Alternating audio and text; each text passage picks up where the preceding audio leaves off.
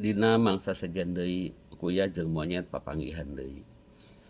Maranehanana ulin ka kebon cau deui. Ngan ayeuna mah lain rek maring cau, tapi manehna rek melak cau. Monyet mere tantangan ka kuya. Kuya urang balap melak cau yuk saha nu pangheulana buahan menang. Anu eleh kudu mere cau sasikat kanu meunang. Wani teu cek monyet teh. Kuya ukur unggek ngahajukeun. Geus kitu bring manehna ka kebon. Geus nepi ka kebon, kuya kukurilingan neangan bini cau anu alus. Terus neangan tempat nu hade keur melakna. Monyet ukur jeung seurikeun.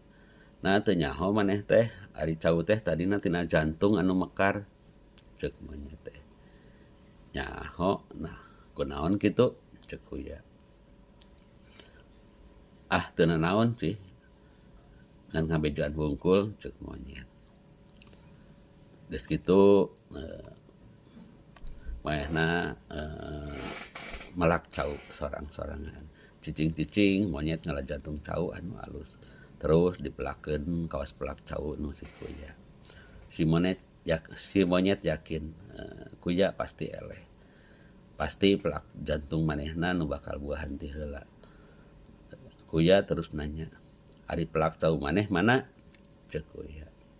"Ah, rahasia. Kewe bulan hareup urang tempo babarengan." Ceuk monyet semu ngahina. Singkat carita sabulan geus kaliwat.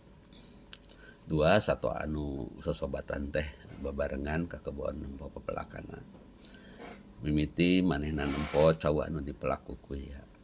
Pepelakana alus morontod jangkung hampir satangtung. Tapi monyet tetep ngaledek. Lila keneh jiga nanti atuh kakarasa kitu jangkung nama ceuk monyet.